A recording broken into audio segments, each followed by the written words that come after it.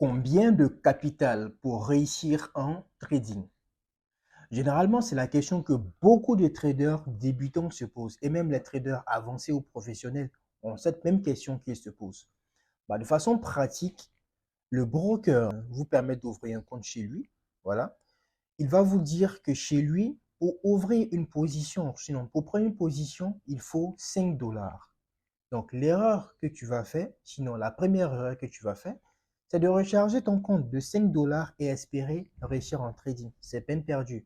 Tu vas cramer ton compte à la moindre variation parce que 5 dollars ne peuvent pas te permettre de trader sur le marché. Ça, c'est la première approche. Deuxième approche, il y a certains traders qui se disent, bon, ok, si le broker me demande, sinon exige 5 dollars, si moi je mets 10 dollars, ça pourrait tenir. Peut-être. Lorsque tu mets 10 dollars, tu vas faire 2 dollars de profit. Mais après, dans 90% des cas, pour ne pas dire dans 99% des cas, tu vas cramer. Parce que 10 dollars encore, ce n'est pas suffisant pour réussir en trading. Ce n'est pas possible. Donc, le conseil que nous donnons aux traders, c'est en dépit du fait que le broker vous dise 5 dollars, c'est possible de trader avec, nous, on dit que ça reste un business. C'est pas possible de trader avec 5 dollars. Mais par contre, si vous avez 50 dollars ou plus de 50 dollars, voire 100 dollars, c'est là que vous pouvez commencer à grignoter. Je ne dis pas trader, sinon grignoter sur le marché. Donc, avec 100 dollars, vous pouvez placer des positions avec le risque minimum, avec le nombre de positions minimum et commencer à grignoter sur le marché.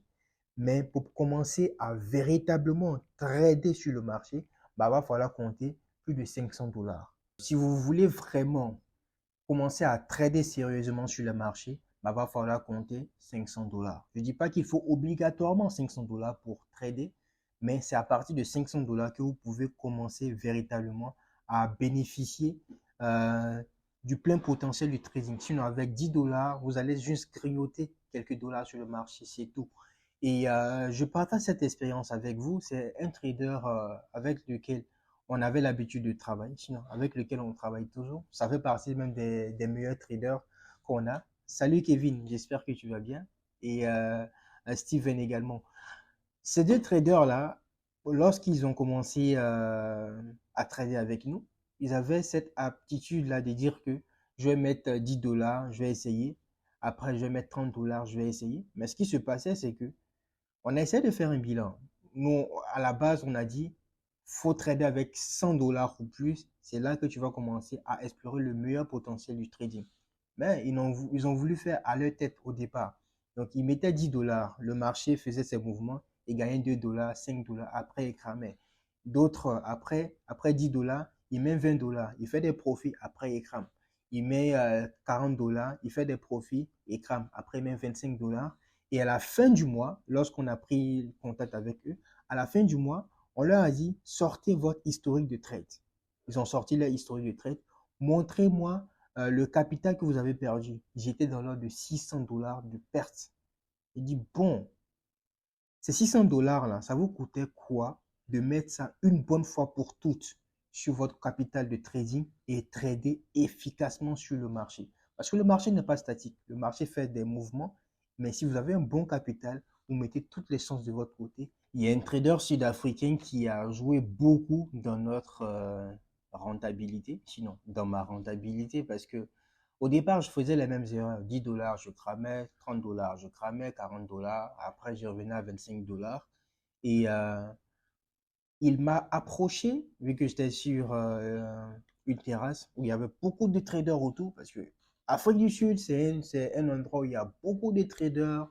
Les jeunes sont vraiment à l'afflux du trading. Donc, j'étais en train de trader sur le marché et il est venu, il a regardé mon capital. Il a vu que mon capital était de 35 dollars. Il m'a demandé est-ce que je suis vraiment rentable en trading. J'ai dit, bon, I'm trying my best. J'essaie comme je peux. Mais honestly, I'm not profitable. Je ne suis pas du tout rentable.